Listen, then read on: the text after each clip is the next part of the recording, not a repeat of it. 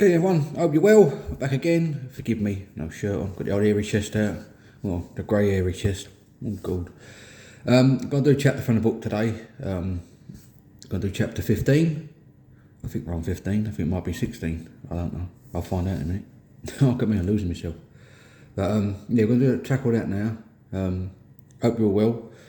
Obviously I wrote a book. I thought it was time to open up, not man up. I'm talking about men's mental health and all the subjects that we bury and avoid talking about, and I'll try and break it down best I can, going through every sort of subject and work related thing that we have issues with, you know. I'm trying to talk about them. Firstly, you can get it on Amazon. It's a hardback for £12, or you can download it free on Kindle. Have a look, give me a review, see what you think. It might help you. It may, you know, that's the whole point of trying to just put it down best I can. So that's that one. I've got my YouTube channel again. It's called It's Time to Open Up, Not Man Up, at John Randall 9053. Again, like and subscribe, you know, chuck a few comments in, let's get a little community going, talking about it and opening up about stuff, you know. And then you can follow me on TikTok at RandallJ215. I've got all various videos about my book, about the men's mental health, and again the chapters of the book, and general promos and stuff about my family. So today I'm going to talk about, I'm trying to put 3 or 4 things, different chapters in one go, I think. But this one is basically honouring the mental health of our heroes, you know, all our men and women that are in the army, that are in active duty and serving for us, you know. And I'm going to talk about it because I was in a couple of groups, and a couple of gentlemen that I met had just come out of doing tours and active duty, and they said a lot of stuff that I was like, it amazed me, I couldn't believe it, like, you know. But it's like, it's a topic that does need shining a bit of light on it, and obviously it's close to my heart because of the people that I met, and obviously they were really nice guys, and I did really feel for them. Firstly, again, I'm going to express my immense respect and gratitude for the men and women who serve for our country. They are the backbone of our country and sacrifice so much to protect us, and they deserve the support and the utmost respect from all of us, really. But let's not beat around the bush about it. The toll it takes on the army and people in service is mentally immense, really, from what they're witnessing on battlefields and being separated from their loved ones.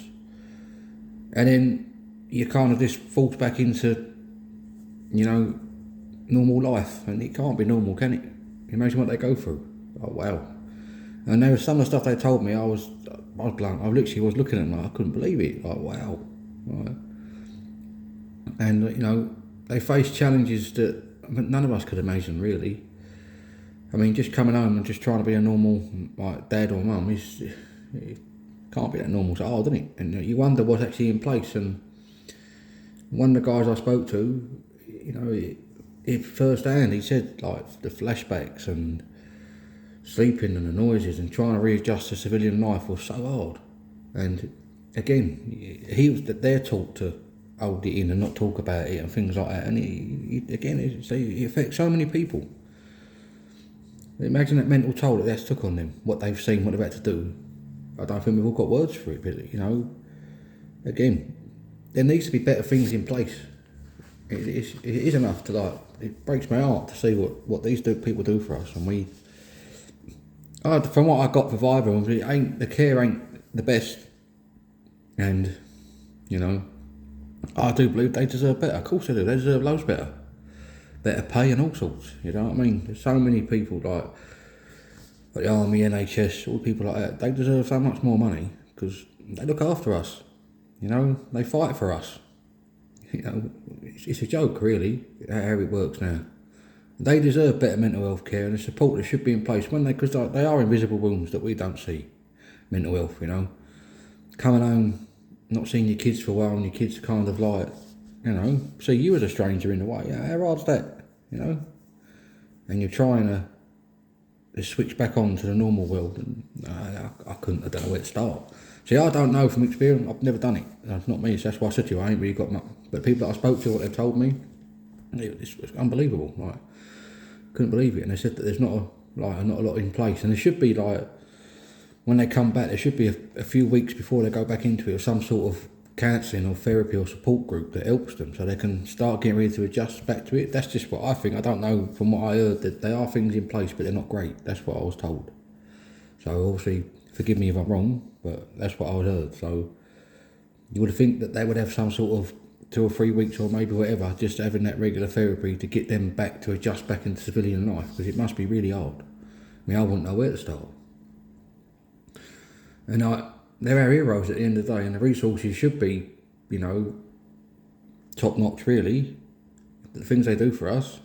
And it's about creating another culture within the military that mental health is, prioritised, and they are looked after, and it's all thought of. And it's like, I don't know if they have a couple of weeks before they go out onto tours, if they get switched on and have training. I would imagine they would, but I didn't really ask that. I should have really, but it should be the same thing when you're coming back. It's all about, trying to, that's when we're going at the group I was in. It's about a camaraderie, and that's what the army is. You would have thought that they want to get that when they come back, support, have that right of support. No one feel ashamed or afraid to reach out to say about the things that, I'd imagine they're really hard to talk about, but I think it should be spoke about. There should be something in place. We've got to honour their sacrifices. They're heroes. And their care and aftercare, they should be really looked after properly. On and off the battlefield. So we've got to advocate for better mental health care for our army, for our veterans, for the active duty members, get behind them, because they are the backbone of our country, and we need them, and we need to make sure they get the best. That's what I think. I think we all think it really. And again, to do that job and to do the stuff they do, you've got to go to places that you wouldn't go in terms of the brain. But it must be something put in place so you still come home and deserve to be that dad and mum, whatever. You know what I mean? You need to come back, and your mental health's got to take that priority. And that's just I'm not going to keep going on too much about it. It's a subject I don't really know too much about. I'm just going by what it is. It's a bit in the book that I read about briefly, just to have a chat about it, So again, we need to stand up for our army, They stand up for us, and they fight for us. So at the end of the day, it should be a two-way street. And I think that things should be better in place for all those people. And again, you've got all my love and respect for everything you do for our country. So yeah, that was that one. I mean, I don't know. I've been thinking about what to do and to speak into it and what I'm going to do next. At the end of the day, doing this book and making these chapters and talking to all you wonderful people out there has actually helped me a hell of a lot, more than you lot actually realise. Whether you get one like or one follow, that don't bother me. If it helps one person, that's all it's about. And this is why I'm talking about every subject, because it is close to my heart, and, I lost a lot. And sometimes I sit here and wonder, wow, the things I've actually seen, done and lost, you've got to take stock of it. You're allowed to get angry and upset, and, like I said, there's things I can't talk about, but in time I will, but they are big deals. It's all played part in my mental health, and it's just, I want to thank you for all listening, and some have had some nice comments, and a lot of people have reached out, and I'm grateful, and people that bought my book, I'm over the moon about it. It has sold a lot more than I thought. And this book is I'm just trying to, I wrote it as simple as possible, but trying to get to the point and let you understand that I do understand how majority of us feel, And the more we all talk together, and the more we stop putting each other down and making it harder for men to talk, the better it will be. We can start saying about what we're feeling. There's nothing worse than being, and it happens so many times. It's the people you love the most are the ones you push away the most, because you're so scared of losing them and hurting them. And even though they think, hang on, you ain't going to lose me. In there, we've already created it. It's very hard to get past, And sometimes it ain't for everyone. But you need to start understanding what this does, it affects. And I'm not just saying it's just men and women, but I can't talk on behalf of women, because obviously they go through stuff that I wouldn't know about.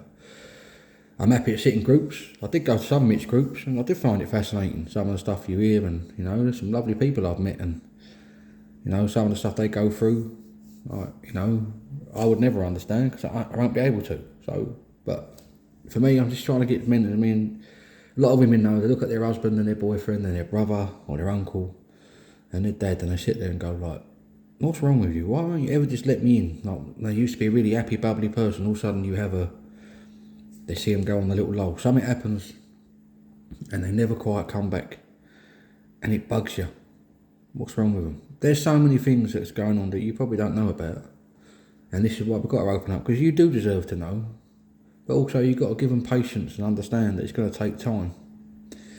And obviously when you're getting that low where you just completely give up, that's when you've got to look at the world and go, look, the world needs you. The world's a better place with you in it. Much as some people don't think that, you are. And you just got to say it. This is what's wrong with me.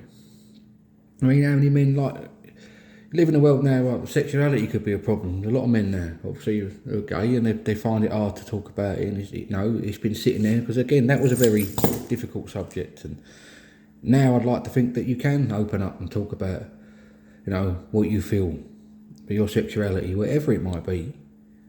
We live in a better world where we can talk about it. It's just got to be spoke about properly. Just don't let it, bury you and take you over and make you less of a better person that you can be because you're so scared to talk about whatever the subject may well be. We're in a world now where it's a bit more easier to open up and there's less judgment. Well, we think there is. There's still quite a lot. A lot of it is from the older school mentality, and I get what they're saying to a point because it's a product of the times, but times are changing. Everything changes in life. If a lot of people from that time look back and looked at their friends or their brother, their sister, and someone that they always thought, it wasn't quite right, and that's probably what they probably had it all that time. They probably had mental health issues that no one knew what they was, no one knew how to handle it. And unfortunately, that was just, again, the product of that time. Right now, it's changing it all. And like I said, it starts with us, with our own children. Opening up is not a bad thing. Having a cry is not a bad thing.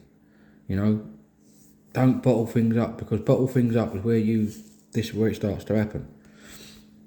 I respect people who are just say it how it is, and they are, sometimes they're sort of people you want to be around, but sometimes even they've got issues, They can say it how it is for you, but they can't do it for themselves.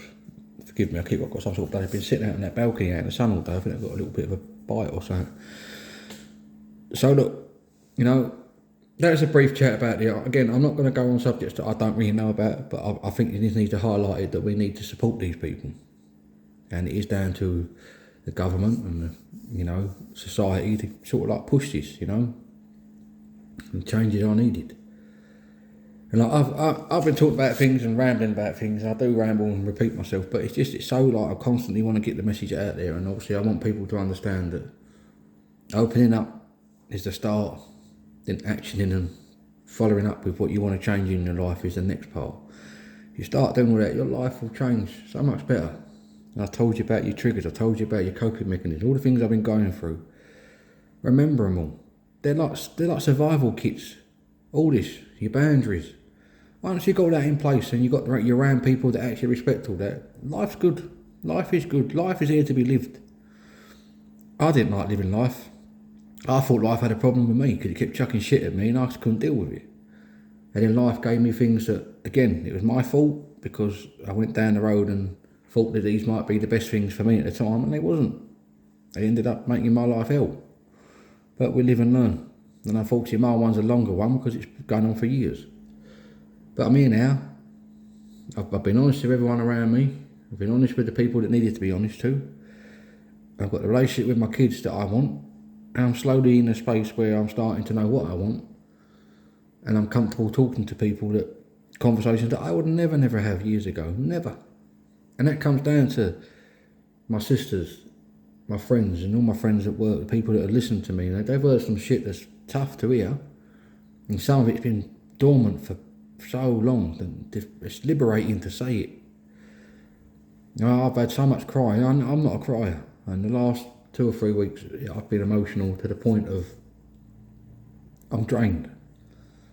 So look, that is probably going to be chapter, I think it's either 16 or 17, because I've done a couple of extra chapters, didn't I, before I carried on. Then tomorrow, probably Tuesday, I'll talk about mental health in sport and stuff.